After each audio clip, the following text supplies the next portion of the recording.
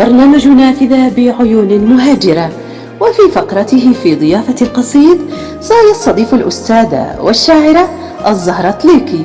فمن تكون ضيفتنا؟ عن سيرتها تسرد: ولدت بمدينة العرائش في منتصف الستينيات، وبها نشأت وسط أسرة عرفت بحبها للعلم والمعرفة، حيث تفتحت مداركي الدراسية منذ الصغر. درست المرحلة الابتدائية بمدرسة طارق بن زياد، والإعدادية بإعدادية الإمام مالك. بعدها أكملت المرحلة الثانوية بثانوية سيدي محمد بن عبد الله التجيرية. في هذه المرحلة تطورت ميولاتي الأدبية، مما دفعني إلى الكتابة في قناة المجلة الحائطية التي كنت أشرف على موضوعاتها، كالكتابة عن شخصيات أدبية بارزة، كتابة الحكم اليومية، كتابة خواطر، والاهتمام بالخط العربي، وأشعار عن اللغة العربية وجماليتها. حصلت بعد هذه الفترة على شهادة البكالوريا أهلتني لمتابعة الدراسة بكلية الآداب بتطوان مرتيل.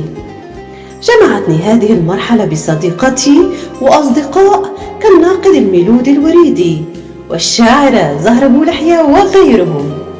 كنت مهتمة أكثر بالاطلاع على الاتجاهات الأدبية الحديثة إلى جانب مصادر الأدب العربي القديم. أنهيت هذه الدراسة بالحصول على الإجازة في الأدب العربي. التحقت بعدها بمركز تكوين الأساتذة بالعرائش، تخرجت أستاذة اللغة العربية وما زلت أمارس التدريس. الإصدارات الشعرية: الديوان الأول من سفر الغياب والاغتراب 2017، الديوان الثاني مراسي الشاردة 2019، الديوان الثالث فورة السكون 2020، ديوان مشترك مجلة أقلام المغربية، اللقاءات والندوات الثقافية. شاركت في أنشطة ثقافية عديدة، منها مداخلة في موضوع حضور الأم في الإبداع الأدبي. شاركت في المعرض الجهوي للكتاب بالعرائش بباب البحر. شاركت في معرض الكتابة دورة المرحوم الكاتب محمد بن عبود. حللت ضيفة ببرنامج نوافذ إبداعية بإذاعات ورزازات تقدم الشاعرة سميرة أملال، منسقة للنادي الثقافي والفني بالمؤسسة التي أعمل بها. تتويجا لمساري الإبداعي، حصلت على شواهد وتكريمات من فعاليات ثقافية عديدة. سوف يكون لقاء شيقا ومميزا.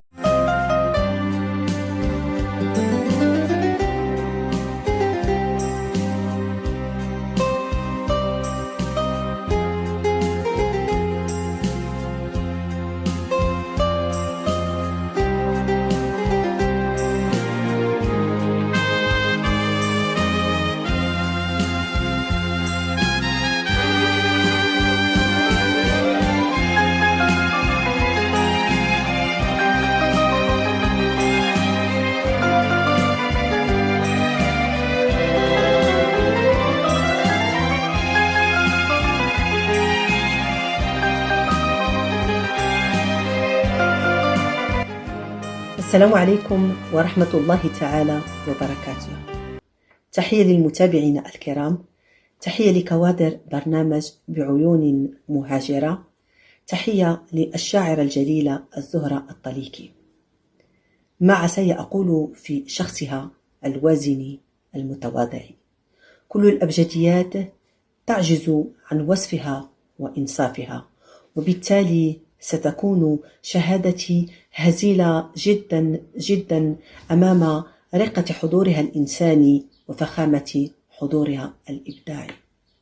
فالأستاذة الزهرة الطليقي العاشقة للغة العربية المنبهرة بالكتابة الشعرية فتحت لها اللغة مجالا واسعا لتبحر ببراعة بحار حدق في بحار الومضة الشعرية.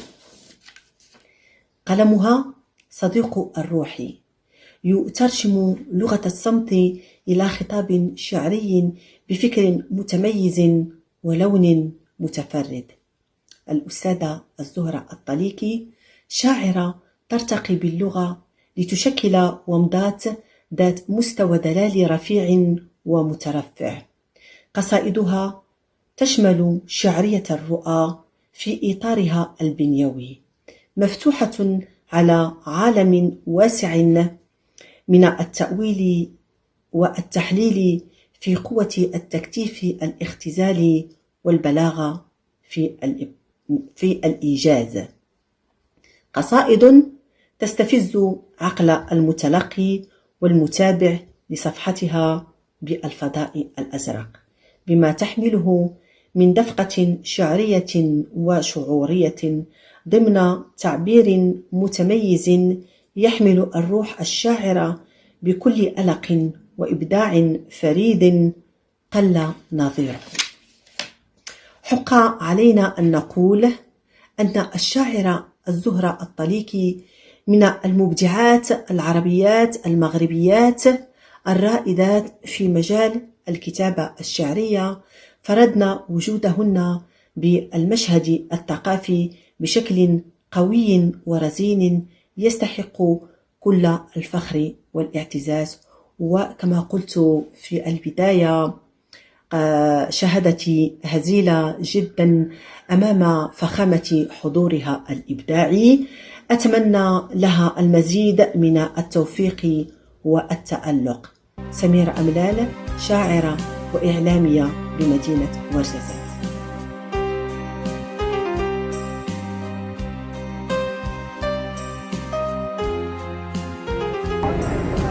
مشاهدينا الكرام، مشاهدي ومتتبعي برنامج نافذة بعيون مهاجرة، تحية محبة ووفاء مساء القصيد المدجج بالضياء من لقاء خصيب يلهج بالعطاء، ومن هذه الساحة الفيحاء، الساحة العامرة، ساحة التحرير بمدينتنا العرائش، حاضنة التاريخ وأساطير النماء، نلتقي مجددا على مائدة الشعر وفي ضيافة القصيد لنجدد الوصل بشاعرة من معارج السطوع الأدبي، شاعرة بشجاعة الحرف وفورة النبض وفتنة الشعر، فمن سفرها للغياب عبور، وفي دوي حرفها المراسي شاردة، ومن صمتها فورة السكون. إنها ابنة العرائش البارة المتربعة على عرش الومضة، الأستاذة الفاضلة والشاعرة القديرة والمربية النبيلة والصديقة زهرة طليقي. أهلا بك زهرتي ضيفة على برنامج نافذة بعيون مهاجرة، وفي ضيافة القصيد لنبحر معك في سفر شعري يحملنا على أريج المحبة إلى آفاق كونك الرحب. شكرا. بداية الشكر موصول للشاعرة القديرة زهرة أحمد بولحية واللي من برنامج نافذة بعيون مهاجرة على إتاحة هذه المساحة للتواصل مع المبدعين والمبدعات. وهذا إن دل على شيء إنما يدل على الاهتمام ومتابعة الإبداع بشتى أجناسه وميادينه.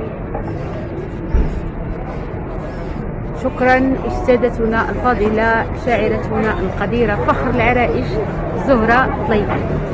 إذا تابعونا مشاهدينا الكرام في حلقة خاصة بضيفتنا الكريمة، ودائما في ضيافة القصيد. وتحياتي وتقديري لكل الطاقم الصحفي والتقني والفني لبرنامج نافذة بعيون مهاجرة.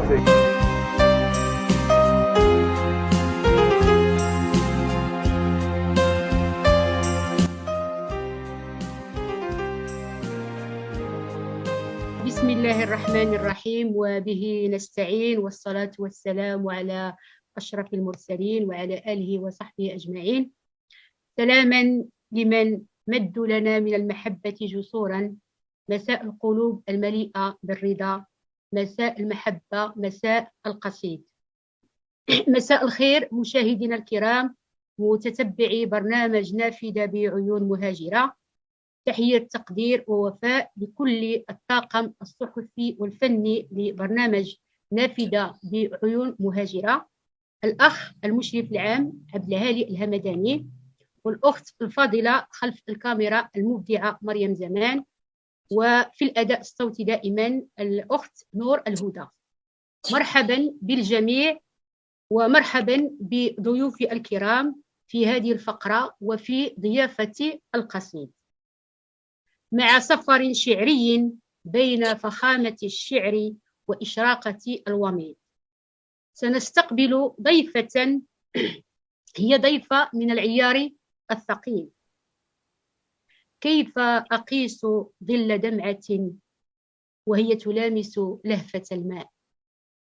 هي التي ركنت الوجع وانتظرت الريح وهبوب المطر. على ضفاف الأطلسي نمت زهرة من زمن الشعر، بذكاء الإشارة وسحر العبارة تفيض على زناد الكلمات، وتختزل انزياح الكلام في رشح العبارات. هواها لكسوس، في حروفها يقيم مداه العشقي. زهرة الشجرة ولمع القصيد وهدير الوجد الذي يغوي الكلمات، تتخطى كل الحواجز لتمسك بهدير الأزمنة، بحواس يقظة وحدوث ينصت لهمس الصمت. شاعرة راكمت تجربة شعرية كبيرة على مدى العمر، بفرادة لا تتكرر كثيرا. تستمر في الكتابة بشغف رغم انشغالاتها في الحياة.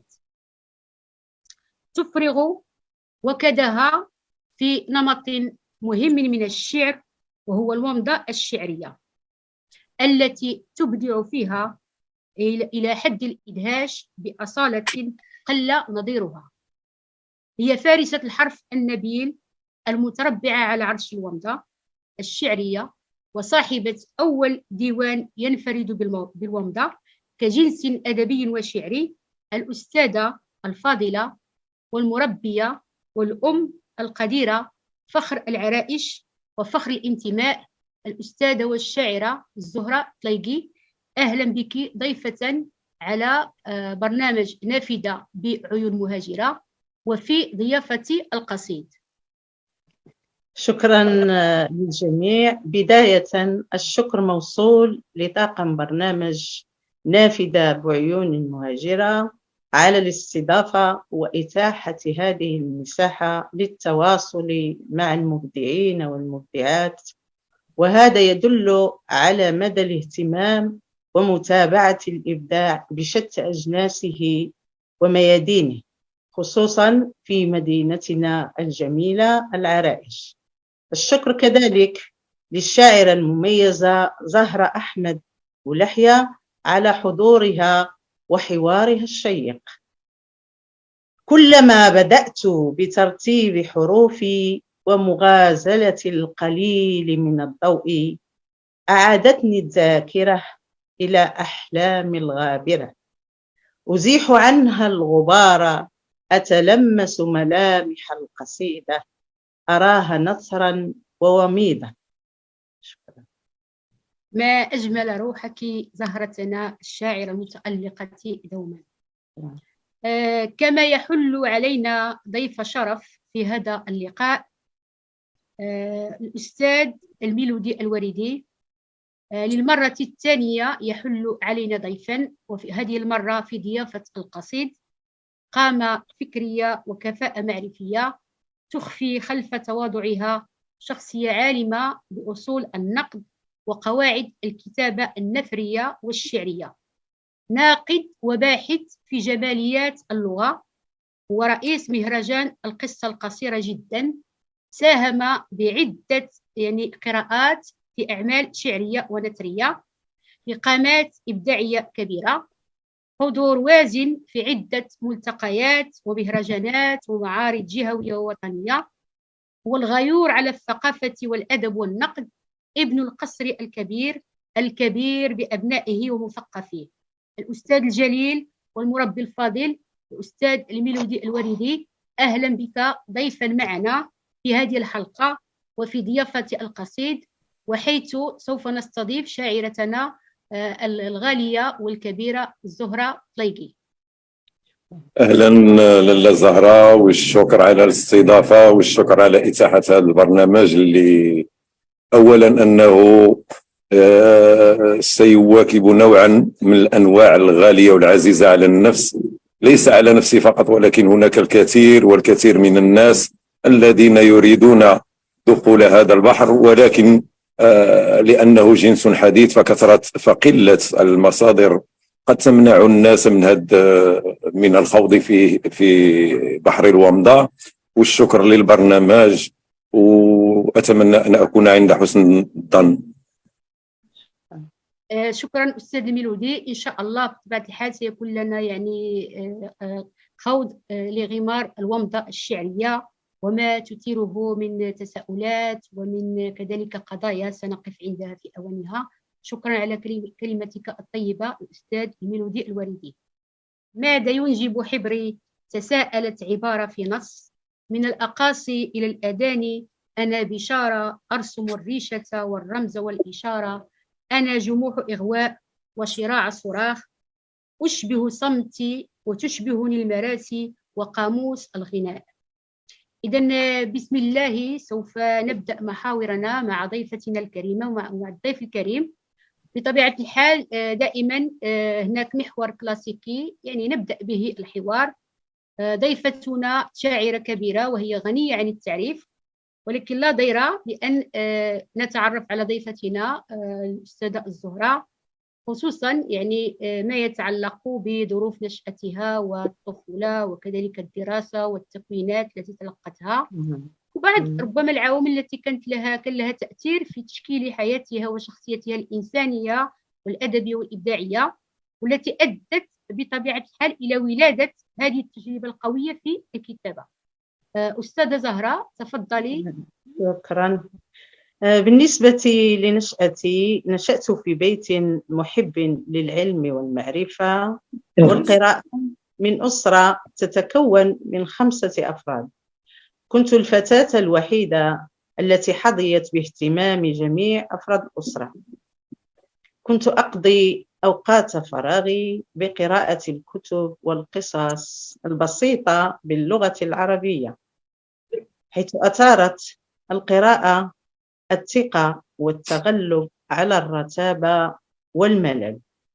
كنت من خلال هذه القراءة أنتقي رصيدي اللغوي وأطوره إلى الأحسن. طبعا كنت هادئة الطبع، أجد نفسي وأنا أقرأ الكتاب وأحاور ما بداخله من أفكار. بالنسبة للدراسة، قضيت المرحلة الابتدائية كما قلت بمدرسة طارق بن زياد يعني بالعرائش. كنت تلميذة مجدة شغوفة بالقراءة، تعلمت عن أساتذتي الكثير كالفصاحة في القراءة والبحث عن معاني الكلمات والاستعمال الصحيح لها. بعد هذه المرحلة الابتدائية انتقلت إلى الإعدادي، حيث التحقت بإعدادية الإمام مالك أو ما يسمى بالجروبو في مدينة العرائش. كانت مرحلة هامة في تطوير حبي للقراءة من خلال الإقبال على شراء كتب وقصص، فالقراءة أصبحت لدي متنوعة في هذه المرحلة. بعد مرحلة الإعدادي طبعا التحقت بثانوية سيدي محمد بن عبد الله. تأثرت بأساتذتي في اللغة العربية التي كنت أعشقها حد الولع. أساتذتي رحمهم الله مثلا كالأستاذ العيادي، الأستاذ الورياغلي، الأستاذ البقالي، رحمة الله عليهم. تأثرت كذلك بالتيارات الأدبية وروادها في تلك المرحلة: جبران خليل جبران، إلياء أبو ماضي، المنفلوطي، العقاد، طه حسين، إلى جانب طبعا الموروث الشعري القديم: متنبي، أبو تمام وغيرهم. والأدب الحديث كمحمود درويش، سامح القاسم، نزار قباني وغيرهم. في هذه المرحلة تفتحت أكثر مداركي الدراسية، وأحسست بميولاتي الأدبية الخالصة التي تكللت ببداية الكتابة في خانات المجلة الحائطية التي كنا نقوم بإعداد موضوعاتها بالكتابة مثلا عن شخصيات أدبية، شخصيات مبدعة، وكتابة بعض الحكم، بعض الخواطر. بعد هذه المرحلة الثانوية حصلت على البكالوريا التي أهلتني إلى الدراسة أو متابعة الدراسة في كلية الآداب بتطوان.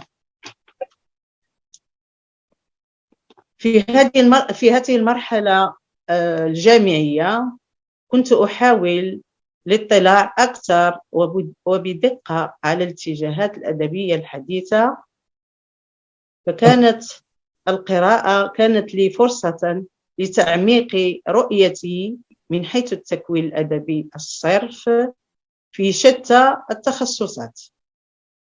ويمكن القول في هذه المراحل التي قلت أنني شكلت من كل هذه الروافد: الموروث القديم، الاتجاهات الأدبية الحديثة، وما كان من قصيدة الناطر، القصة، وجميع الألوان والأجناس الأدبية التي كانت في المرحلة. شكلت منها هذا الرصيد الذي سيؤهلني فيما بعد إلى خوض غمار الكتابة الأدبية، الشعر، قصيدة الناطر، الومضة إلى آخره. شكرا. شكرا لك زهرتنا على هذه الإضاءة القيمة التي شملت مسيرة طويلة من حياتك. إذن شكرا أختي الزهراء، طبعا شاعرة شغلت وقتها بالقراءة والبحث، وأحاطت نفسها بتجربة واسعة في القراءة وبثقافة واسعة هي ما أشعل فيها فتيل الشعر والغناء لتسكبه في طريق العابرين. ومن الأصالة وكرم الروح دائما أن نمتن وأن أن نعترف بفضل من علمونا، وخصوصا لما يتعلق الأمر بأساتذتنا ومعلمينا الذين ودعونا على الطريق وألهموا حماسنا، وما زالوا حتى اليوم يتابعوننا باهتمام، ونشكرهم ونشكر فضلهم علينا. شكرا غاليتي الزهراء على هذه الإضاءات القيمة.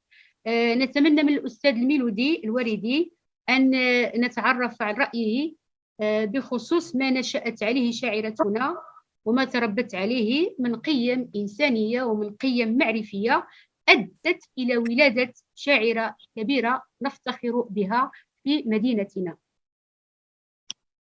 الأستاذة الزهراء، أنا قد أشهد على مرحلة معينة من حياتها. أنا الأستاذة الزهراء الطليقي كانت من دفعتي في كلية الآداب.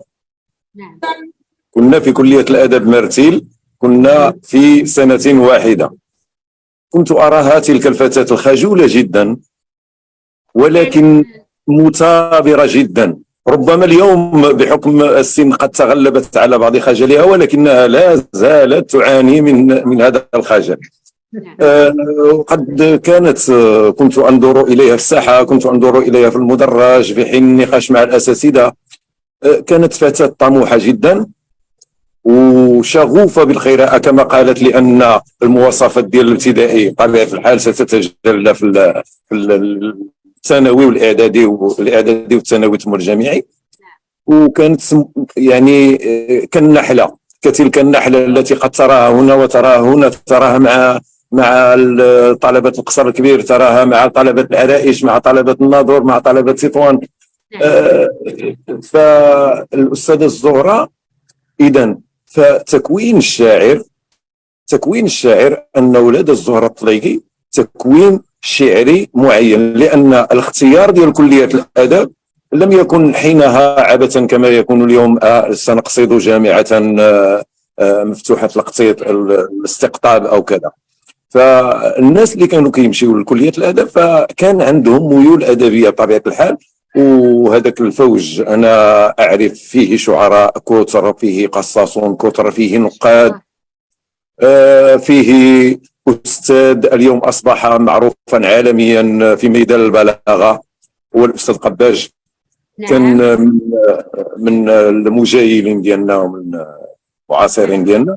كان أساتذة أجدهم الآن في الرباط، أجدهم كاين نقاد، كاين باحثين في المجالات اللغوية أو في علوم اللغة، منهم من وصل إلى درجة كبيرة في الأدب. الزهرة كانت من هؤلاء الناس، يعني أنك إن رأيتها ستحكم على أنها مشروع شاعرة. هي كانت شاعرة بطبيعة الحال، ولكن بالنسبة لنا نحن الغرباء الذين نرى أنفسنا لأول مرة في داخل الحرم الكلية وهذا، فكنا نعرف أن بعض الناس هم مشاريع الشعراء. هذه هي الفترة التي عايشتها، ثم مرت فترة انقطاع بيني وبينها إلى أن كانت لدينا صديقة مشتركة ملكة الجبري ذكرها الله بخير في الأواجر. فهما الزهرة وملكة يدرسان في نفس المدرسة. كان لدي موعد مع الأستاذة ملكة، وكانت الأستاذة الزهرة تريد أن تستشير، لأن نحن نكتب ولكننا دائما لا نقتنع بما نكتبه، لأن ما خاف من استشار. نعم، أنا قد لا أحكم على نفسي بأني شاعر ولو أن الناس يحكمون علي بأنني شاعر، لأن المتلقي له دور هام في ميدان الشعر. لا يمكنك أن تقول أنا شاعر وكفى.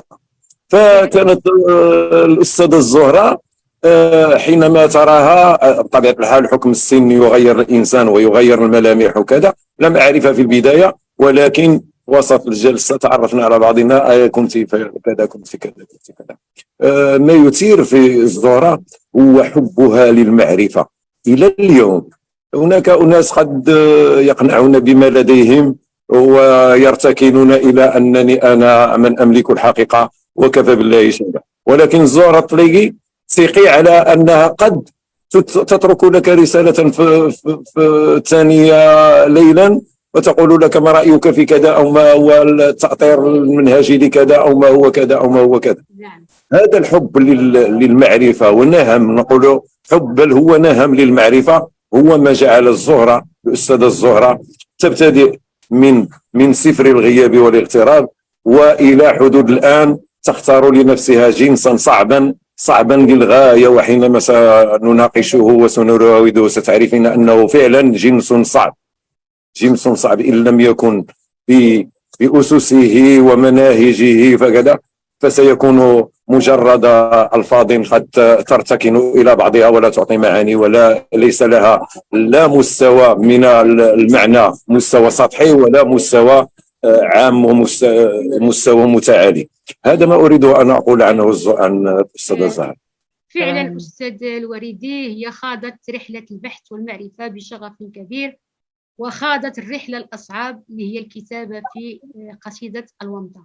بالفعل إذن اللهم دائما هيئ لنا أحبابا على هيئة حياة يمرون كالسحاب، وإذا لم يمطر يكون ظلا مثلكم ميلودي. هي سفر واغتراب مشعلا الرؤى لتستكمل القصيدة رحلة عبورها نحو مدارج العنان. إذن قبل أن نستقبل المحور الثاني وبداية المسار الشعري والإرهاصات التي كان لها دور كبير في بداية كتابة الزهرة، نتمنى منها أن تتحفنا بقراءة من ديوانها الأول الذي يعتبر بكورة أعمالها من سفر الغياب والاغتراب. نعم، تفضلي أستاذة الزهرة مشكورة.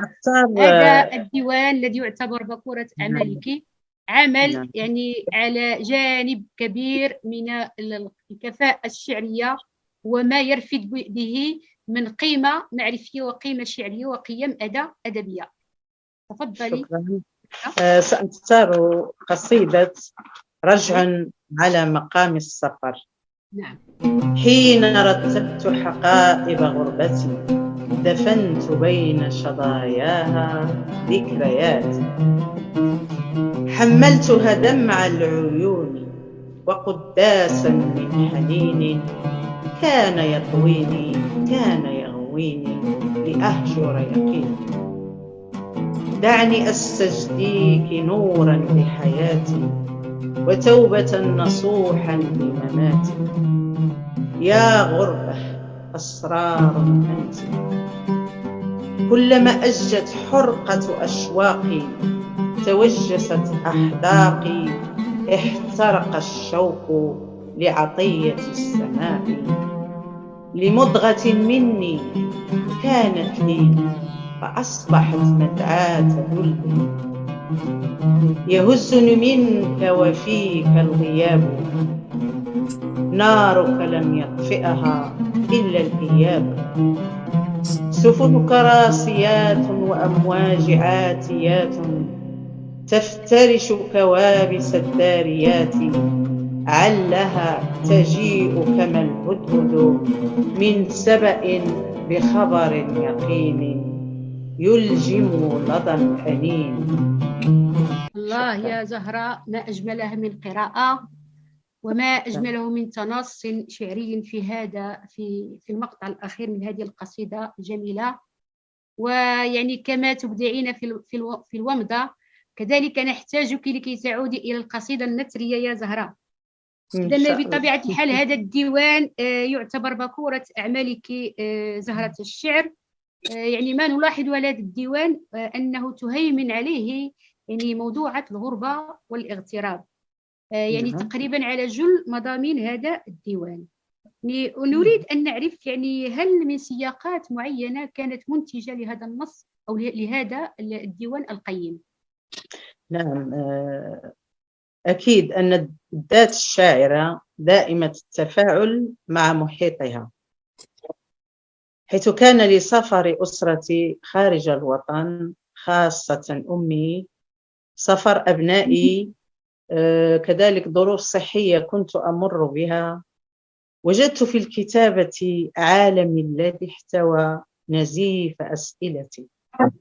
فكان موضوع الغربة محتوى أفرغت فيه ما يخالجني من حزن، من فرح، من انتظار، من أحاسيس. شكرا.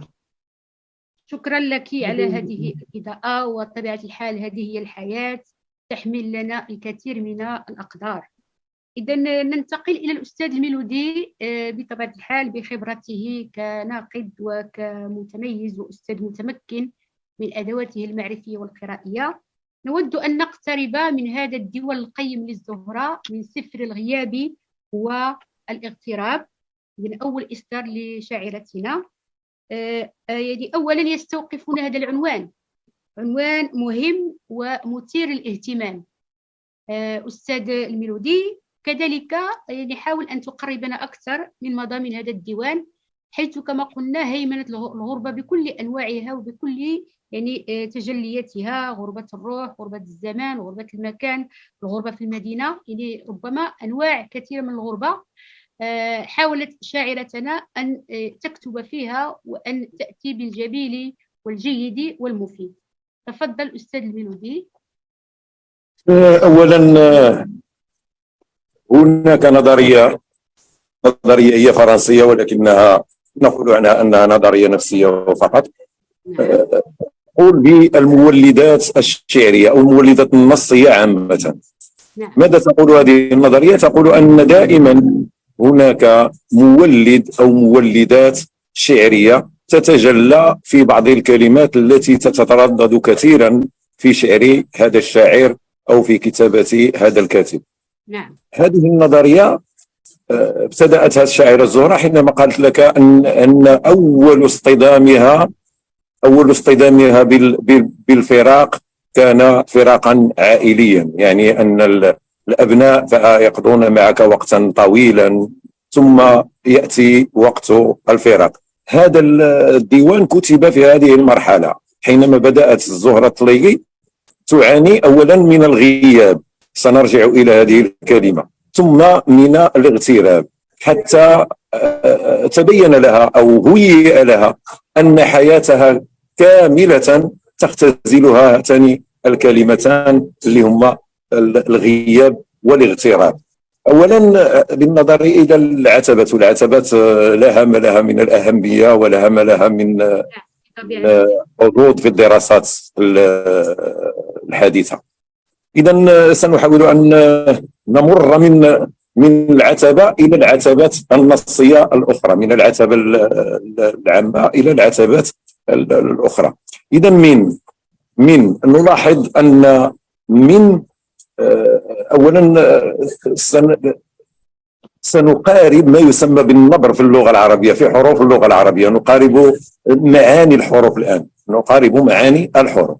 إذا الميم هو حرف جهري، هذا أولا، ولكن هو جاء مكسورا، والقاعدة تقول في هذا الميدان، في هذا العلم الذي أصبح اليوم علما مفتقدا وربما مفقودا، قد تحييه القراءات القرآنية ولكن ليس بالمفهوم الذي يصل إلى الأدب ويجلي الأدب كنظرية عربية للنقد حرفيا. إذا الميم هو حرف جهري مكسور، والكسر يكسر هذا الجهر، فيصير الحرف نفسه إذا كان مكسورا من الجهر إلى التوسط، حرف توسط.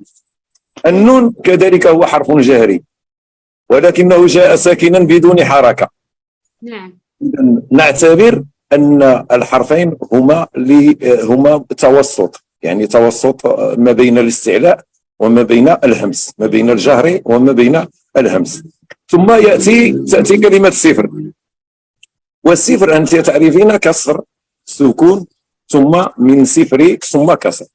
إذا الحرف الأول هو همس، السين حرف هامس، ثم الفاء هامس، ثم الجيم للاستعلاء ولكنه جاء مكسورا، فمن الاستعلاء خفف الكسر من استعلائه أصبح متوسطا. هذا التركيب هو أولا نحن الآن كمن لا حركة له في مستوى الصفر، في مستوى الصفر العاطفي، يعني في مستوى الخمول العاطفي أو التوسط ما بين الفورة وما بين السكون. سنعود إلى الفورة والسكون. إذن الغياب اللام حرف شدة، الغين جهري، الياء جهرية، والباء جهرية. إذن نحن بدأنا بالتوسط ثم الآن الغياب، والغياب هو تركيب قد يحس الإنسان منه بالخوف. الغياب هو انعدام الحضور، إذن الحضور يقابله الغياب. الحضور اللمة، الألفة، الحب، الاستكانة، جميع المعاني المشرقة يمكن أن تكون في الحضور، ولكن الغياب يصبح رمزا للموت، ويصبح رمزا للفراق وللبعاد وللكراهية وللانفصال إلى آخره. يعني كم هائل من المفردات يجره وراء هذا الغياب، وكان من الضروري أن تكون حروفه جهرية، كان من الضروري أن تكون حروفه جهرية، ولكن كسرة الغياب أصبح هذا الحرف اللي هو جهري أصبح أيضا توسطا. فأنت لو قدر لنا أن نأخذ قلم رصاص ثم نرسم توسط ثم جهر ثم جهر ثم توسط، لرأينا العجب في هذا العتبة. إذن والاغتراب أيضا اللام للشدة والغين للجهر والتاء للهمس والألف للجهر والباء للجهر وغالب حروفه أيضا جهر. بالنسبة للاغتراب فهو ليس غيابا، هو شعور الفرد بالانفصال حتى وإن كان حاضرا، إذن شعور بالانفصال عن ماذا؟ عن النفس، عن الآخرين، عن الأقرباء، عن الأبناء، عن الزوج، عن الدنيا، عن الحياة، عن الله، عن أشياء غريبة. إذن أنت ترين مدى هذا الاتساق الذي يحدث بين الحرف ومعاني الحرف وبين الدلالة، سواء كانت الدلالة السطحية أو المعنى المتعالي للكلمة. إذا نعود الآن إلى مراودة العنوان من جهة اللفظ، معاني اللفظ وليس الحرف. إذا نحن اكتشفنا أن هناك تناسقا وهناك اتساقا بين النبرة والإحساس في العنوان. الآن السفر هو كل دفتر جلدت دفاته. إذا الشرط هو الجلد، وهنا إحالة رمزية غريبة قد يصل إليها المتبصر ولكن لا يصل إليها المتلقي العادي المستمتع. إذا الكتاب جلدت ضفتاه، والجلد هو الذي يقي روحنا ويقي نفسنا ويقي حرارتنا ويمنع عنا البرد، يمنع عنا. من غريب الصدف أن الأستاذة عانت من غربة ولدين. إذا فهما الدفتان جلديتان، والسفر غير الكتاب، لأن الكتاب هو ليس هذا لا يسمى عند العربي كتابا، ولكنه قد يسمى دفترا أو قد يسمى كناشا بالعامية المغربية، ولكنه قد يسمى دفترا. هناك ما يسمى سجل، ولكن السجل يكون في الدواوين عادة، دواوين العهد العباسي أو الأموي أو كذا. إذا الكتاب أرسل له كتابه، قد يكون الكتاب ورقة رسالة واحدة عند العرب في مألوف كلام العرب. إذا السفر هو كتاب يضم بين دفتين مجلدتين، والشرط هو هذا الجلد. ثم الغياب قلنا عدم الحضور، والاغتراب والإحساس بالوحدانية والإحساس بالانفصال عن الآخر أو عن الآخرين. إذا حياة الأستاذة الزهراء تراها أنها سفر، كتاب حدوده جلدين، وهما الابنين من أبناء جلدتها، هي من نفسها. إذا تحس بالغياب، فبالرغم من أن الغياب حصل فعلا، ولكن الاغتراب هو حاصل حتى مع وجود الأبناء في الزيارات. نعم. إذا الأستاذة زهرة تحس بأن أبنائها ليسوا هم أبنائها من كانوا أبنائها يعتمدون عليها كلية. ولكن الآن حينما يأتي الإنسان من أوروبا سواء كان في الدراسة أو في العمل، فتجد فيه الأم أنه ليس هو ابنها الذي كان وتريد أن يكون، لا، هو شخص يناقش بطريقة أخرى، له آراءه المحددة. قد تقول له آتيك بشيء فيقول لها لا، أنا سآتي به بنفسي. إذا فهذا الإحساس بالعزلة، هذا الإحساس بالانفصال عن الآخرين، حتى ولو كان هذا الغياب مجرد مجاز وكان الأبناء في زيارة إلى الزهرة، كانت تحس بغربتها. الغريب أول اتصال مباشر لي بهذا الديوان كان في دفتر مدرسي. يعني أن الأستاذة كانت تحمل معها دفتر 48، يعني من دفاتر التلاميذ كانت تحمل معها، وحينما تلجأ إلى نفسها تكتب ما تحسه، وما تحسه هو مجرد إحساس بالغربة وإحساس بالاغتراب، إحساس بعدم الحضور وبالانفصال عن النفس وعن من تحبهم. هذا بالنسبة للعتبة الكلية. هناك نظرية تقول بالشكل المتعالي للكتاب، الشكل المتعالي للديوان أو للرواية أو للدراسة. نقول أن الحامل الصوري في علاقته مع العتبة، في علاقته مع المضامين أو العتبات النصية الجزئية، يجب أن يكون هناك ترابط وتداخل بحيث لا تستطيع الفصل بينهما تماما، وهذا هو الشكل المثالي للديوان. بالنظر إلى الصورة وقد رأيتها، فهناك صورة تؤرخ يعني لما ذكرناه في العتبة من نعم هناك سفينة واتجاهها نحو الشمس، وهذا في عرف الأبناء لأن الشمس ربما ترمز إلى العلم الذي سيحصلونه في أوروبا، ربما هو شمس وهو إضاءة لها ولأبنائها ولمجتمعها أيضا. هناك حمائم ترجع، فالحمام قد يعبر عن أقرب الأشخاص. البحر هناك سواد ثم بياض، سواد في الضفة التي توجد فيها الشاعرة، ولكن هي تريد أو تتمنى أن تكون ما بعد السواد الذي تعيشه هو أن يكون بياضا بالنسبة لأبنائها، وأن يكون بياضا ربما بياضا ليس البياض المحسوس، ولكن البياض ليس الملموس ولكن هو المحسوس، البياض المجازي يعني الذي قد يحتوي معاني كثيرة.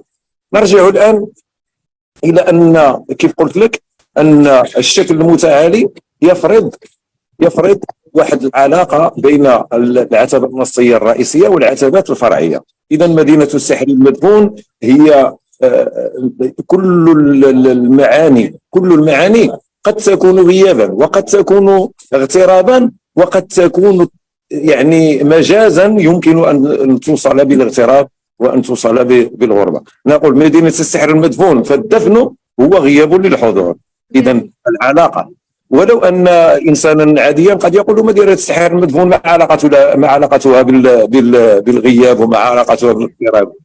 إذا السحر وهو مدفون، إذا فالدفن هو غياب، أصلا هو غياب، لأننا حين ندفن الشخص ندفن الميت فهو بداية غيابه. منفاي واضحة العلاقة ما بين الاغتراب والعلاقة ما بين ذكراك واضحة ما بين الغياب والذكرى. إذا يغيب الشخص وتبقى الذكرى. مهلا أيها الحرف المتمنع، مهلا هو حرف لطلب الإبطاء ولطلب عدم الفعل. إذا تمهل أيها الحرف المتمنع، لا تتمنع عني، ولكن أسعفني للتعبير عن غربتي وعن اغترابي. اعترافات أقلام ربما، ولكن إن قرأنا النص سنجد الرابط ما بين الغياب والاغتراب سنجد الرابط من عمق الأعماق كذلك، بقايا همس كذلك، ارتحال، المعنى واضح. ربيع أنثى ولكن الربيع قد ولى في النص، قد ولى وهو غياب آخر. غربة الروح، اغتراب للروح. إذا سنجد أن جميع معاني الاغتراب.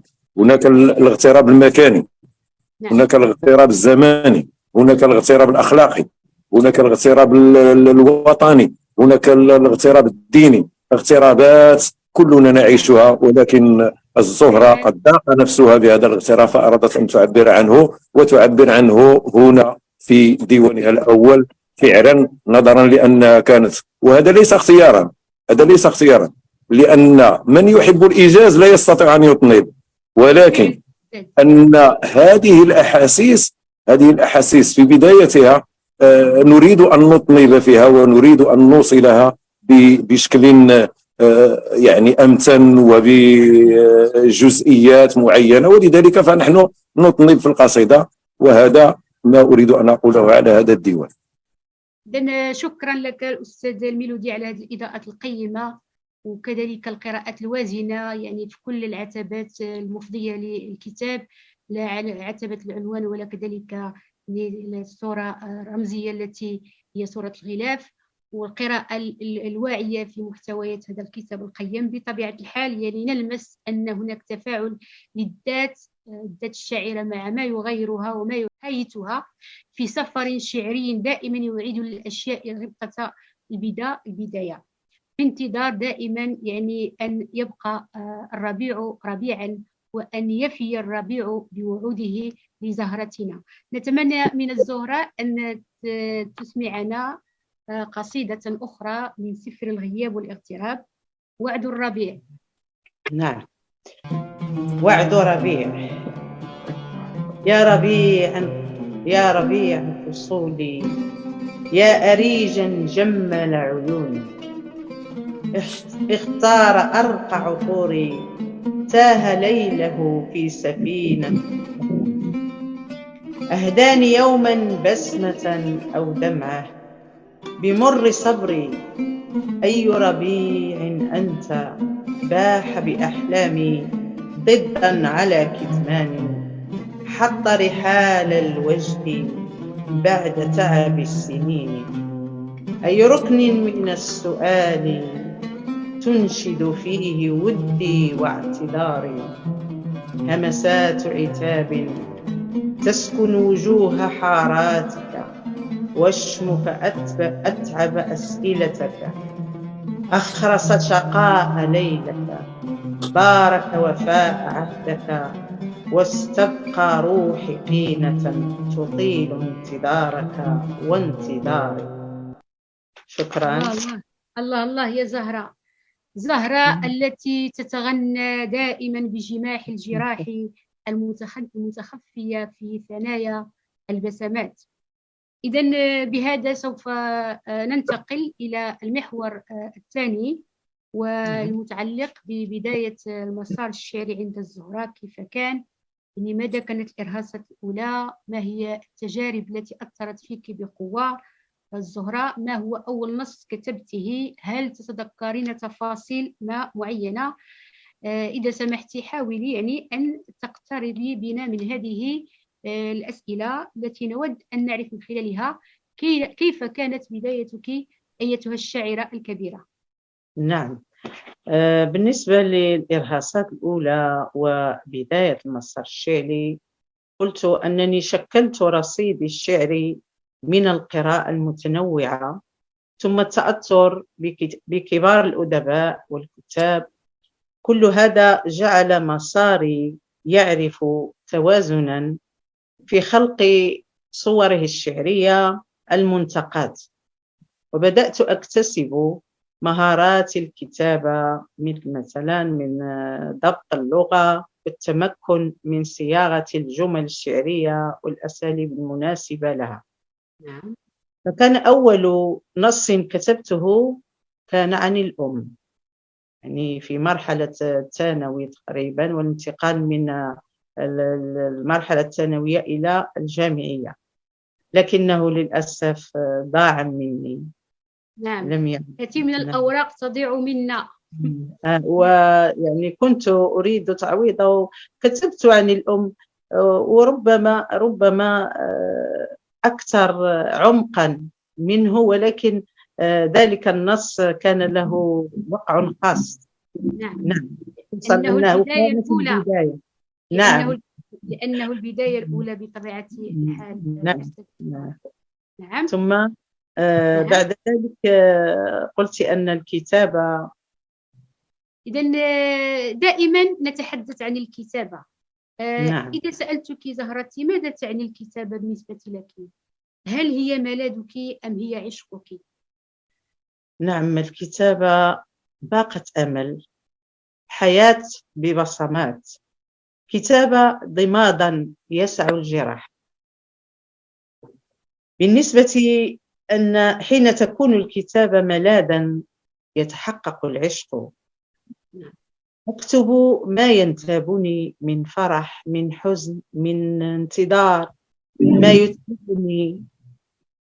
الكتابة تجعلني أسقط فوضى أفكاري على بياض الأوراق، أحكي عن التفاصيل وأعيد ترميمها. أحكي عن جميع اللحظات التي تترك أثرا في النفس، لأعيد ترميمها بطريقة أخرى وبرؤية لغوية أخرى وبصورة شعرية أخرى. نعم. إذن الكتابة لا بد منها، هي ملاذ وعشق بالنسبة لي. حين تكون ملاذ يتحقق عشقها. نعم. الله، ما أجمل الرد من شاعرتنا. أتمنى لو تتحفين بقراءة لنص دائما من سفر الغياب والاغتراب، وهو يعني يحكي لنا عن شغفك بالحرف، الحرف الغريب. حين تخاطبين الحرف الغريب ماذا تقولين له يا زهرة؟ عودي إلى سفر الغياب صفحة 23. سفر الغياب صفحة 23. هذه القصيدة نعم. يعني حفظتها عن ظهر قلب والله العظيم، لما لها من وقع. تحفينا بقراءتها إذن. نعم. أيها الحرف الغريب، نعم. تتملكني عنوة، أتيه فيك خارج الأزمان، أسترجع وجع أنفاسي، مدك يلغي عنادي، يبعثر رسومات منفايا، يذيب رشح خجلي، يسجنني في قلعة أسايا، يمسح عن جبيني الوشم الذكوري ويهديني تاجايا. تميتني جهرا تحييني سرا، أيها الحرف تسكنني هواجسك. أرسم الفجر لطيفك تمالة لمأساتي، كي لا يموت عشقي. تمهل فعبقك أدمع عيوني، راود صمتي فبحت بالمعلن وبالمكنون. الله، شكرا. ما أجمل العبق حينما يدمي العيون. جميل جدا منك هذا النص. هل من تعليق للأستاذ الميلودي على هذا النص؟ نعم طبيعي. الأستاذة الزهرة في الزهرة طلي في هذه القصيدة فهي لا تكتب بل تنكتب. هي تذهلنا، هي هناك تذهلنا. فرق هناك فرق ما بين الكتابة والانكتاب. نعم الذي يكتب قد يكتب عن أحاسيس هي بعيدة عنه وقد لا يعرف كنهها ولا يعرف جوهرها، نعم ولكن من ينكتب هو الذي يكتب نفسه. نعم. وسأعالج هذا النص ارتجالا، سأعالج هذا النص ارتجالا. لا تطيل كثيرا، لا تطيل كثيرا، حاول. إذا أيها الحرف الغريب الذي أنكتب به، نعم تتملكني عنوة، تتملكني. لاحظ النون وياء المتكلم منتج الخطاب. نعم أتيه، أسترجع، يبعثر، فهذا يبعثر هو وأنا مفعول به. يديب، نعم يسجنني النون والياء منتج الخطاب. يمسح، يهديني، تميتني، تحييني، تسكنني، نعم تمهل. إذا لو حسبنا هذا العدد، هذا الكم من الأفعال، نجد أن الأستاذة الزهرة هي مخلصة لسمة أو خاصية لا تتميز بها إلا النساء. فدائما حينما تلاحظين كتابة النساء، وأنا أعرف أنك سترجعين إلى شعرك لتنظري هذا الشيء، دائما المرأة لها اتجاه في أن تكون مفعولا بها.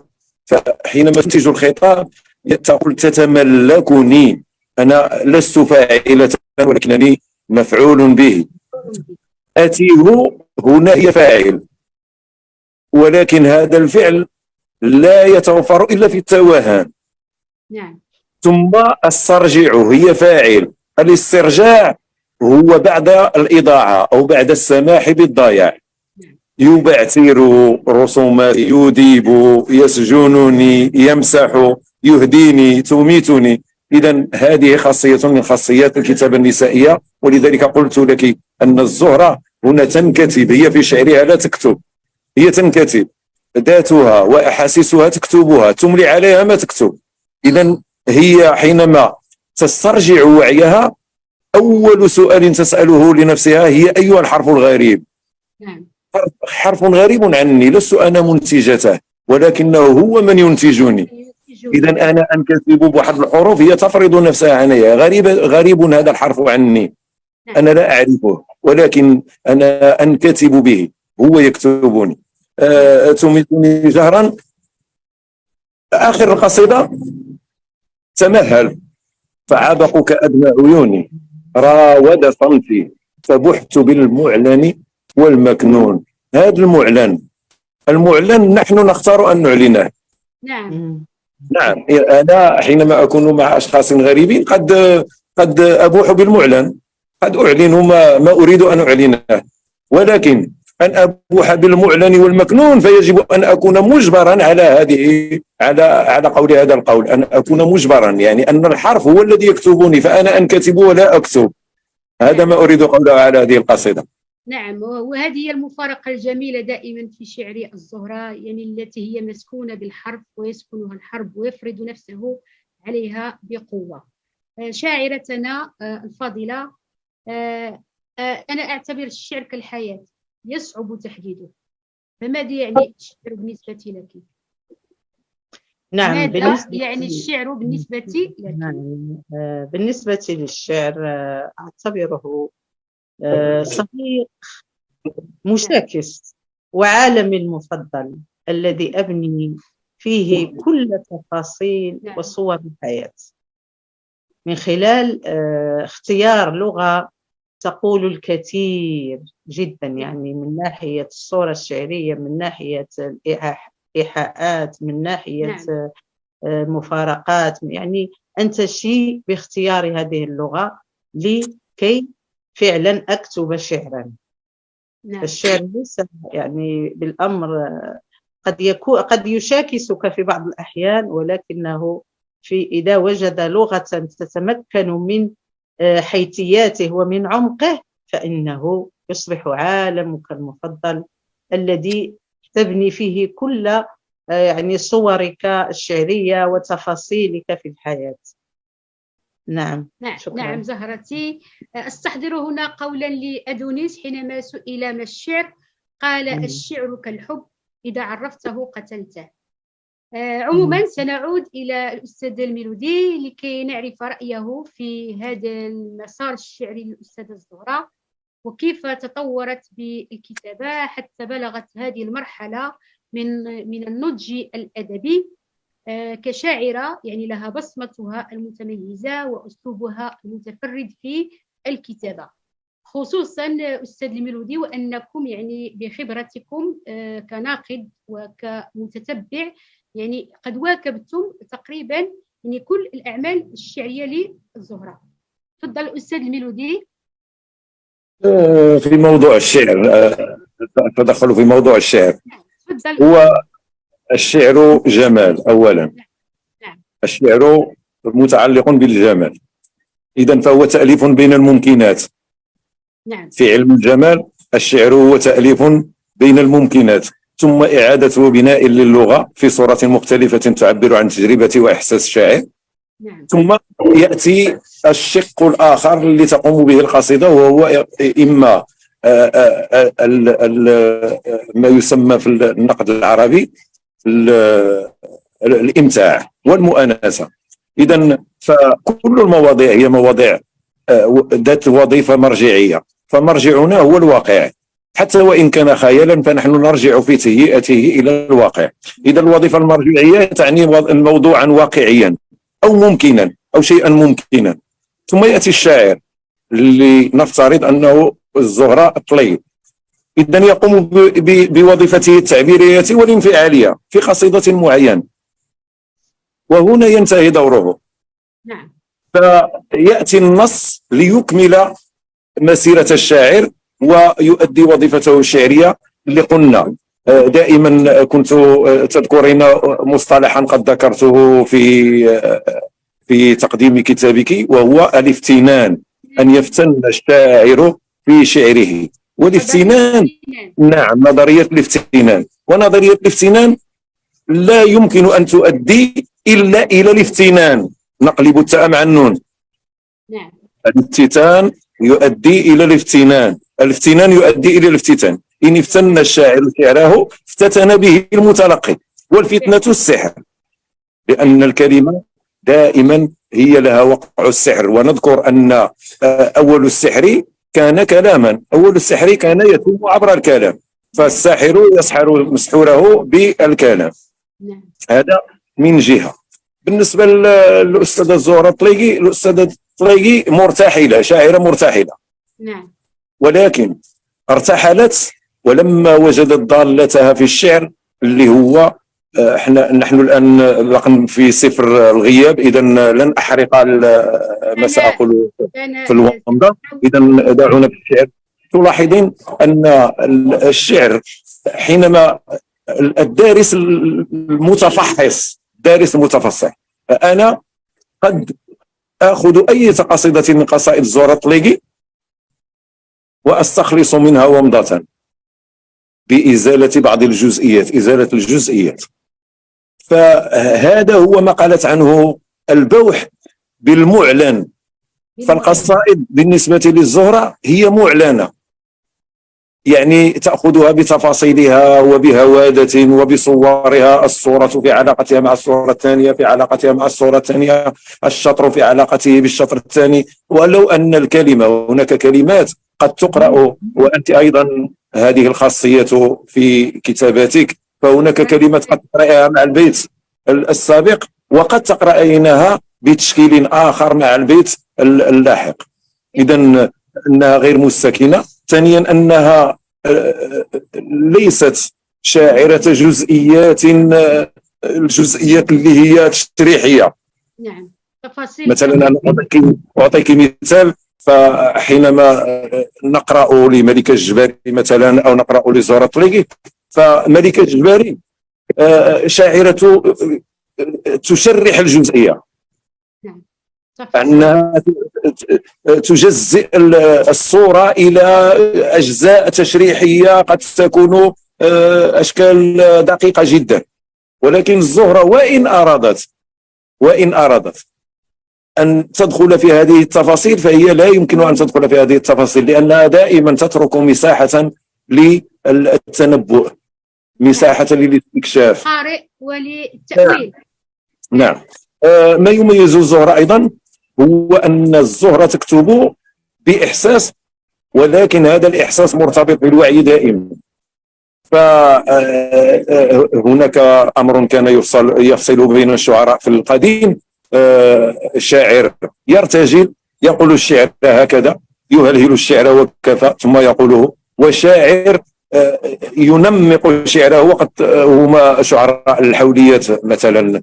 فكان دائما هذا هو ما قلنا عليه أنه الافتنان، أنه يفتن في شعره، قد يقرأ يعيد قراءة القصيدة ولا يرى المعنى في مصطلح معين فيأتي بمصطلح آخر ثم لا يرى فيه المعنى ثم يستبدله، ثم وهكذا إلى أن نصل إلى شكل مثالي للقصيدة. هذا دأب الزهرة الطليقي في الجاهلية.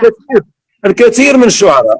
أنا لا أقول أن هذه خاصية، ولكن هي خاصية بغينا نقولوا يمكن المفاضلة فيها، قابلة للتفاضل. يعني أن هنا الافتنان هو ضروري، ما دام أنك شاعر فيجب أن تفتن لغتك وتفتن شعرك.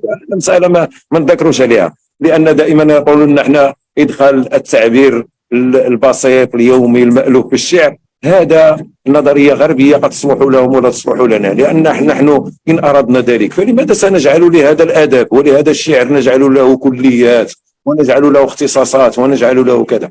إذن فالشعر بدون جمال لا يمكن أن يكون شعرا. إذن نظرية الافتنان دائما وهي نظرية لم تصب حظها من الدراسة، وبالتالي بقيت نحاول أن نحييها، والله سبحانه وتعالى ييسر لنا نحاول أن نحييها الآن، لأنها نظرية قد تستوعب هذا الحديث، هذا الشعر الحديث، وتستوعب النظريات الغربية، ويمكن أن ننطلق منها إلى نظرية في ضبط مفهوم الشعرية عند العرب.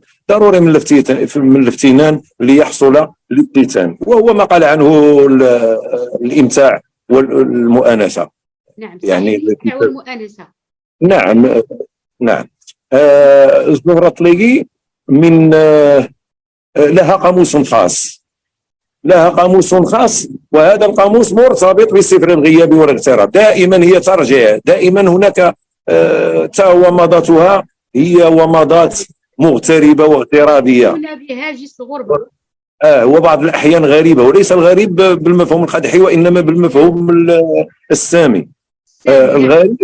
الغريب يعني الجديد، هي تريد دائما الجديد، لا تستكين إلى موقع معين في الشعر، بخلاف شعراء آخرين قد يصلون إلى مرتبة معينة فيستكينون، يقولون الحمد لله فلنجرب. هناك هي راحلة ومرتحلة في شعرها. نعم. ومرتحلة في شعرها، يكتبون القصة، يكتبون الومضة، يكتبون الرواية، يجربون الرسم، ولكن الزهرة الطليقي لا يسعها كرسي إلا إذا كانت هي أكبر منه. يجب أن تكون هي أكبر من الجنس، من النوع، يعني أن تضبط النوع بمختلفاته وتبحث عنه وتكتب فيه. إذن وهذا الأمر لن يؤدي بطبيعة الحال إلا إلى التحسن وإلى الاستحسان. كذلك تجد هناك نظرية قد استخدمتها في دراسة أحد الدواوين، وقلت أن الشاعر في ديوانه هو مختلف، قد يكون شاعرا في قصيدة واحدة في الديوان كله. نعم. وحينما تقرأ قصيدة لشاعر قد تجده شاعرا فيها في 3 أشطر أو 4 أو 5. نعم. والباقي هو مجرد نثر، ليس فيه شعرية وليس فيه عمل معين.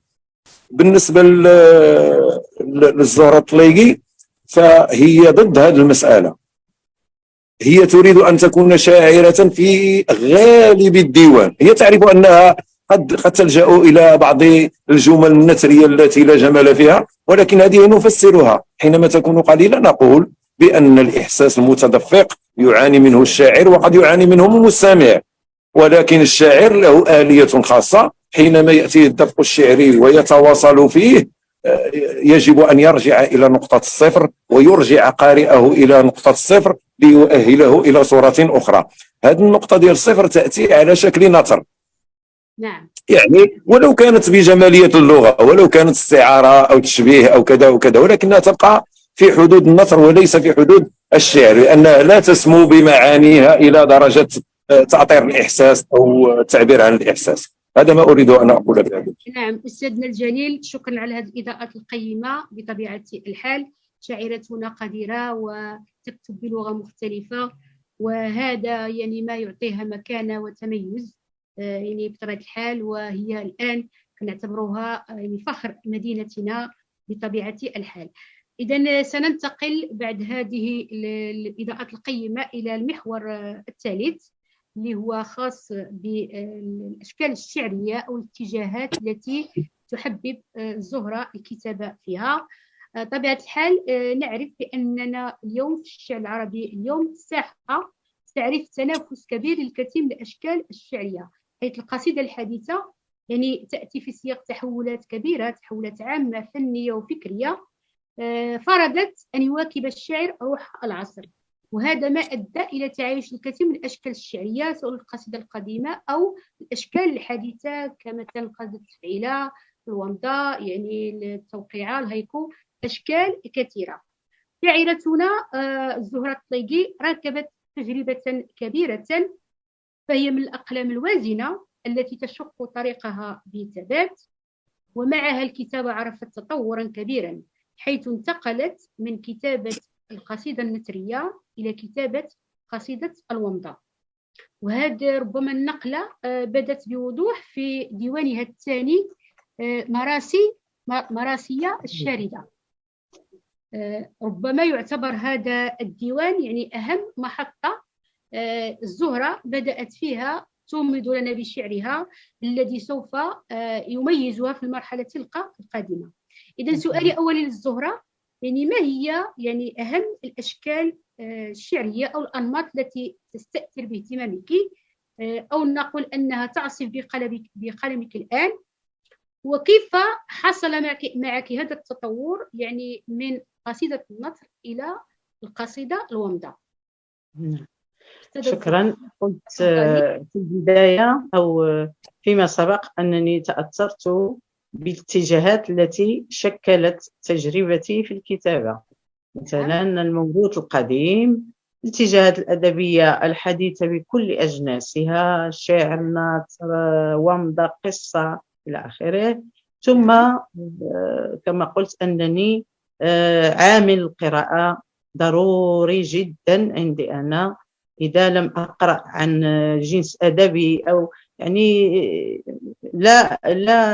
ماشي لا أستطيع أن أقرأ أن أكتب فيه، لكني يعني أتهيأ من الكتابة فيه حتى أقرأ عنه وأعرف يعني تركيباته الأسلوبية، لغته الخاصة به آخره.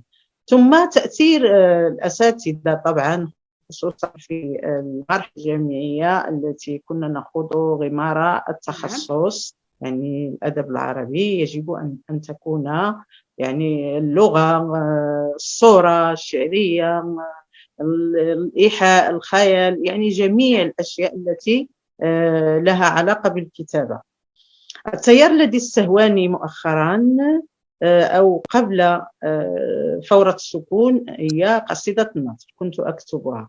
بعدها قرأت كتابات كثيرة عن الومضة، عن قصة، عن أنواعها، يعني القصيرة والطويلة إلى آخره.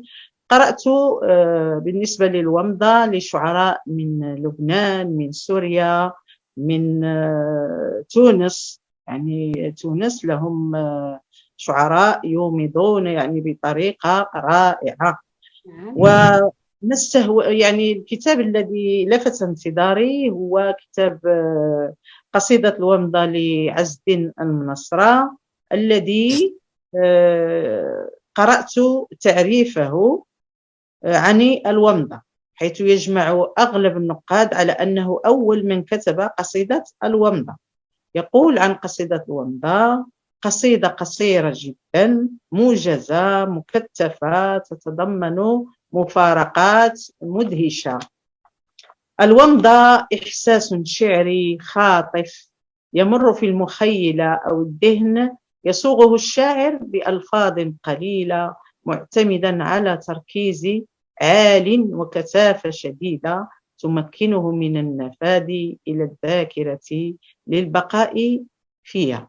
يعني وهذا التعريف أقرأه كلمة كلمة، ويعني كما قلت يدفعني إلى المزيد من معرفة هذا التكثيف، هذا التركيز، هذه اللغة، هذه المخيلة. يعني كيف يجب أن تكون حب استطلاع، يجب أن أعرف كيف يجب، يعني لغة الومضة لغة خاصة بها. وانطلاقا من هذا أستطيع أن أقول أنه وقع تطور أساسه، يعني التطور في تجربة الكتابة أساسه الاطلاع على كتابات أخرى وإضافات رصيد آخر إلى تجربتي الشعرية، ألا وهي قصيدة الومضة.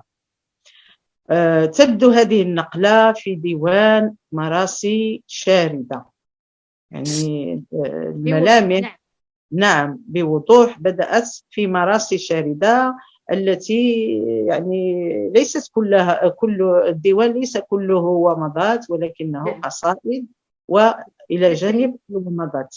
يعني كانت تجربة أولى في مراسي شاردة. نعم، كانت البداية.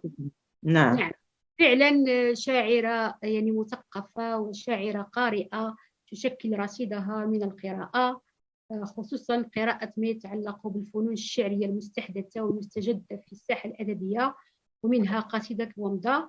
بطبيعة الحال عز الدين المنصرة كان له قصب السبق في تأسيس هذا الفن أو هذا النمط الشعري، ومن لا ننسى أن من رواده كذلك أيضا هناك أحمد مطار وهناك مظفر الوزير.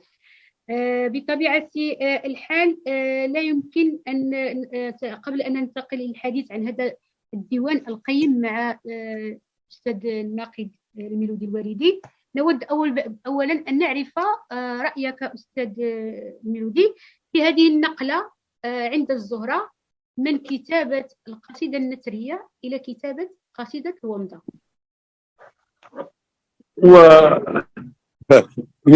من المفارقة أن يأتي عنوان يؤرخ للتجربة، هو العنوان مراسية شاردة. نعم، هي شاردة والمراسي شاردة. إذا شئت أن تحدثنا يعني بصفة عامة حتى على عن هذا الديوان من خلال دلالة العنوان مراسي. نعم. أو مراسية. نعم. أو مراسية. وتعطينا فكرة عامة عن محتوى. سأحكي لك واقعة وقعت لي شخصيا حين تقديم مراسية شاردة. نعم. فكنت قد أتيت وجلست في ظل، أعجبني الظل، تأخرت قليلا على موعد وصولي الدائم، لأنني أصل دائما قبل ربع ساعة أو قبل نصف ساعة إلى مكان التوقيع. وأنا داخل في اتجاه المنصة وجدت شخصين يظهر على أنهما أستاذين من مدينة العرائش، لا أعرفهما شخصيا، ولكن أنا وقفت في انتظار أن يفسح الطريق لأمر. كان يناقشان هذا، والإنسان خصو يكون عارف باللغة حتى يكون شاعر، والشاعرة قد أخطأت في مراسي شاردة، والمراسي اسم المنقوص، فعند تنوينه تذهب ياء المنقوص كذا. نقول مراسي. نعم، هما يتحدثان هكذا. فحينما انتبه إلي يفسح المجال فمررت وجلست على المنصة. أول ما قلت بأن هذا العنوان يجب أن يقرأه المستبصر، فهو لا خطأ فيه، هو فعلا مراسم شاردة، ولكن الأستاذة الزهرة الطليقي أرادت أن تقول أن مراسيها هي فمراسية، وقلت أن تشديد ياء النسب أدى إلى وجود الفتحة آخره، وقدمت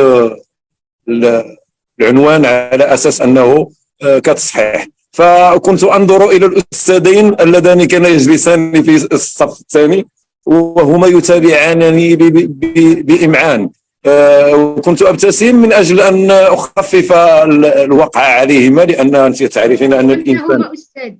نعم نعم. حينما خرج شكرني على الأمر وقال بأن فعلا يجب التبصر ومراودة العنوان، لأن حتى من صفر الغياب والاغتراب هناك من يقرأها من سفر الغياب والاغتراب. نعم. الكثير من الناس يقرؤونها على هذا الأساس، ولكن نحن إن سمعنا صححنا، وإن لم نسمع أمهلنا، لأن الإنسان سيعيد النظر. نعود إلى مراسي. فالمرساة هي تلك الحديدة الثقيلة التي تثبت السفينة في الشاطئ مثلا. لها رموز، وهي محملة برموز تاريخية معينة وشديدة التنوع والكثرة، فهي المرفأ، وهي الملجأ، وهي النور بعد الظلام، وهي الاهتداء بعد الضلال، وهي البر الأمان.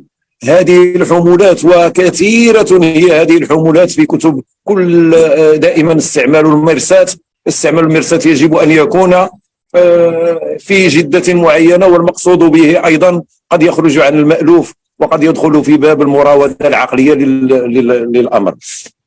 شاردة، فالشروط عكس الثبات وعكس الاهتداء. إذن المرساة كل الرموز التي تمثلها يناقضها الشروط، فهي معمولة من أجل أن تستقطب، والشارد لا يستقطب. العلاقة ما بين المرحلة الشعرية التي كانت تعيشها الزهرة الطليقي في هذا الوقت والعلاقة بالعنوان علاقة واضحة، لأن كما قالت لك الآن أن مراسية شاردة فيه قصائد وفيه ومضات، وكانت تريد الزهرة بقوة الافتنان ديالها في القصائد ديالها، كانت تريد أن تضع الومضات في جانب والقصائد في جانب. فناقشنا الأمر مطولا واتفقنا على أساس أن سنضعها هكذا، قد يتخلل القصيدتين 3 ومضات أو 4، تركناه هكذا حسب التوارد ديالو في دفتر الزهرة الطليقي. وفي إذن أن تجديدا لفورة السكون أستاذ. نعم، تجديدا لفورة السكون. هي كانت تبحث عن نفسها وتبحث عن شكلها الشعري الذي يوافقها. الشعراء هم مقامات، الشعراء مقامات.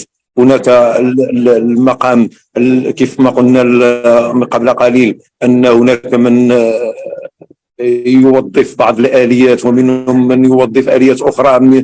من الشعراء هم مراتب، ولذلك حتى عند العرب قدام انت تعرفي ان المفاضله بين الشعراء، هذا شاعر فحل، وهذا شاعر مقل، وهذا شاعر مكتر، وهذا شاعر مداح، وهذا شاعر هجاء. اذا هذه الصفات كانت تطلق على الشاعر بمدى ترددها كمولدات نصيه لشعره. فالمداح يبقى مداحا والهجاء. هناك بعض الناس الذين كانوا يخرجون عن هذا التصنيف، ولكن يخرجون عنه مرحليا ثم يعودون إلى أصلهم. في هذه المرحلة بالضبط أذكر أن كانت الكتابة ديال السيدة الومضة كانت في بدايتها. قالت الأستاذة أنها اطلعت على عز الدين المناصرة. عز الدين المناصرة أتى بعدنا نحن حينما قلنا السرد الوجيز القصه الوجيزه ولا القصه القصيره جدا، الومضه القصصيه. قمنا بهذا الشكل وجنسناه وبحثنا في تجنيسه، وسنذكر هذا في الفورة السكون ان شاء الله، سنتحدث عن الاجناسيه. اذا قلت بان في هذه المرحله كانت العلاقه ثلاثيه بيننا: الملكه الجباري، الزهره الطليقي، ثم العبد لله. فكانت ملكه تكتب الومضات المجنحه، ومضاتها المجنحه لها ديوان في هذا الشان ابدعت فيه شيئا ما، ولكنها تركت الومضه وعادت الى القصه والى الشعر الطويل، ربما لانها لم تستطع المجاراه، ربما لان عقلها التجزئي لم يسمح لها بالتكثيف الى درجه الكونسنتراسيون، ربما لم اعلم لماذا لم تكتب الومضه ولم تستمر فيها، كان عليها. نعم، ولكن الزهره حينما التقطت الكلمه بحثت فيها من جميع الجوانب، وكانت تقول لي: هل تعرف بعض كتاب الومضه؟ تناقش مع التونسيين، تناقش مع الايرانيين، مع الاردنيين، مع السواعده في كتابتهم الومضه. الومضه اولا هو باش نهضروا على التجنيس. اذا في هذه المرحله بالذات كانت تكتب القصيده، ولكن تكتب معها الومضه. كانت بعض خصائص الومضه غامضه لديها، ولكنها اذا عدت للومضات في هذا الديوان تجدينها ومضات في فورة السكون أستاذ. نعم، في فورة السكون.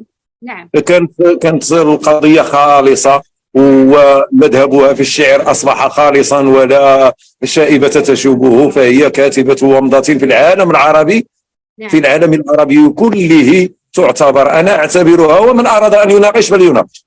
نعم، نحن نعم شهادة من ناقد وقارئ كبير وباحث في جمالية اللغة، لا يمكن إلا أن تكون لها قيمتها ووزنها، وبالفعل شاعرتنا هي كذلك، ونعتز ونفتخر بها كشاعرة. نعم.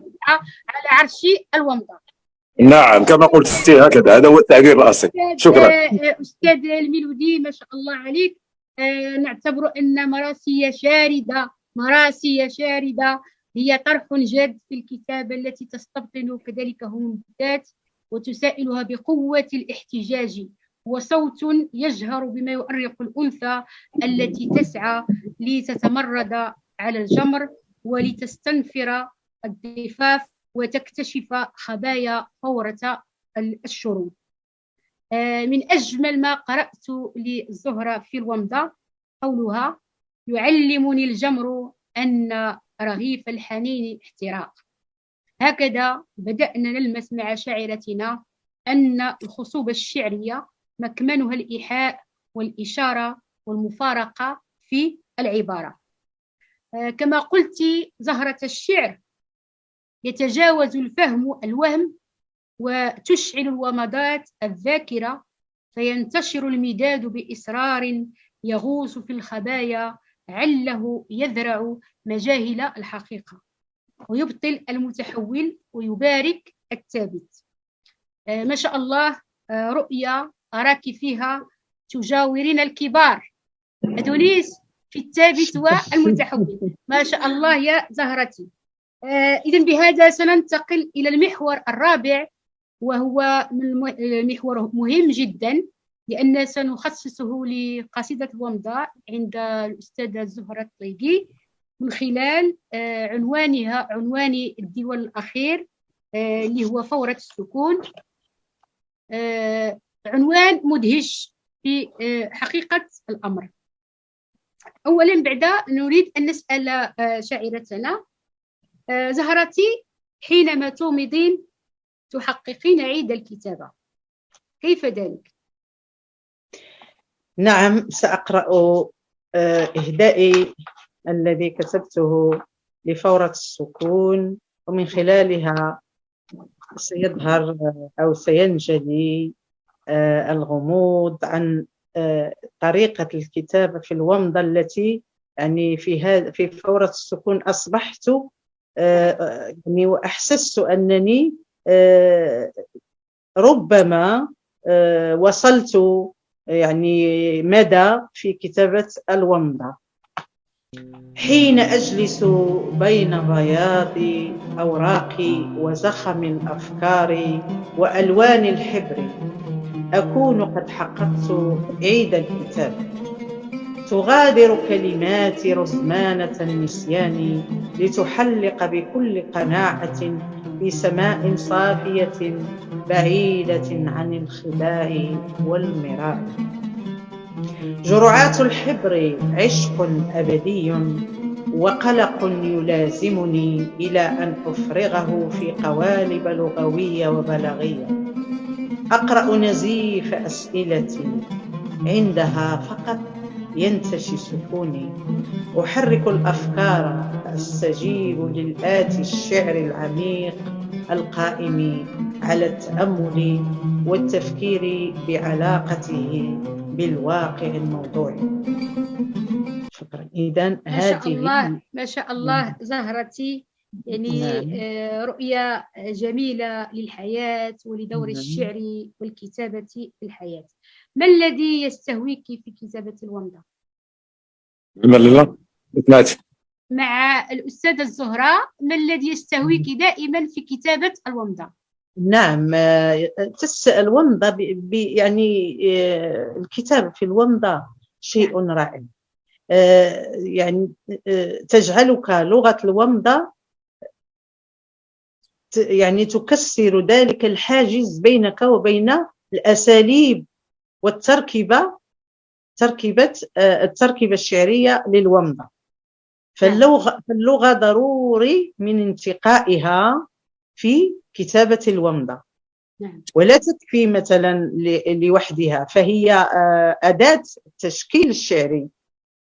لذا فالقيمة الجمالية للومضة تتحقق باللغة التي تعتبر القالب الذي يحتوي المعنى. كتابة الومضة تتطلب كما قلت جهدا من المبدع، من حيث انتقاء لغته، من حيث التكتيف، من حيث الإيحاء، من حيث المفارقات، من حيث خلق الدهشة.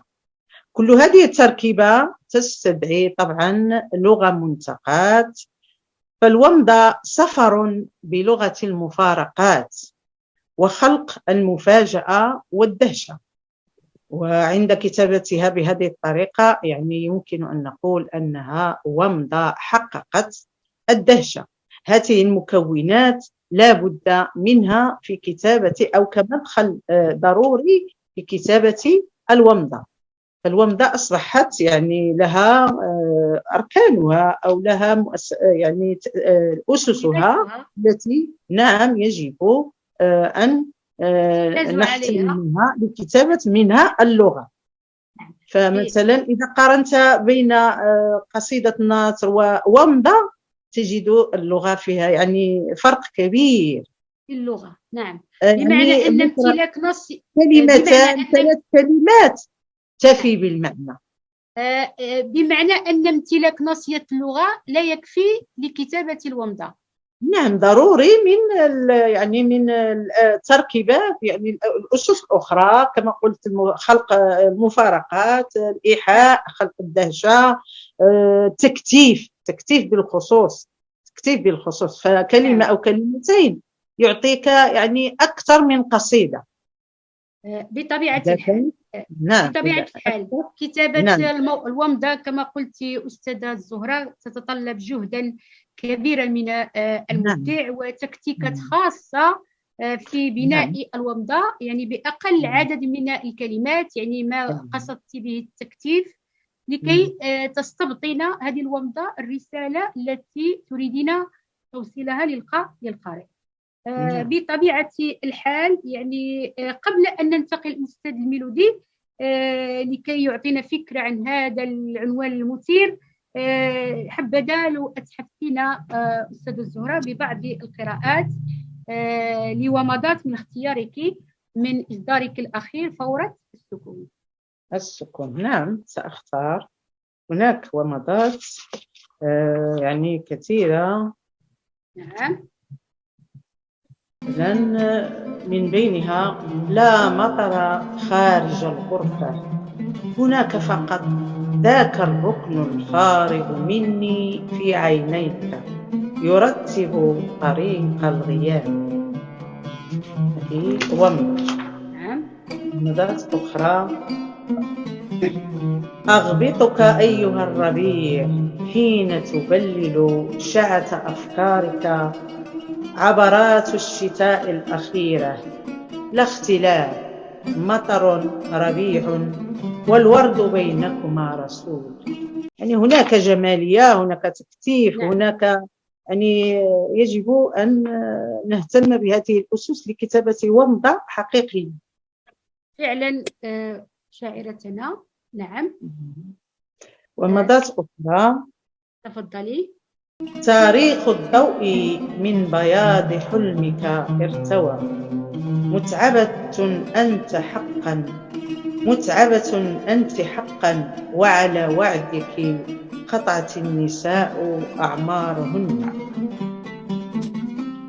أوحيت إلى الظلال أن تحرسك بعد غيابي، دعني فقط أسافر في مطلق صمتي، لعل قصيدتي تبدأ من هناك. الله الله يا زهرة. لا شيء هناك سوى فصاحة القلب المثقل بمجازات الحياة. جميل جدا زهرتنا، زهرة الشعر.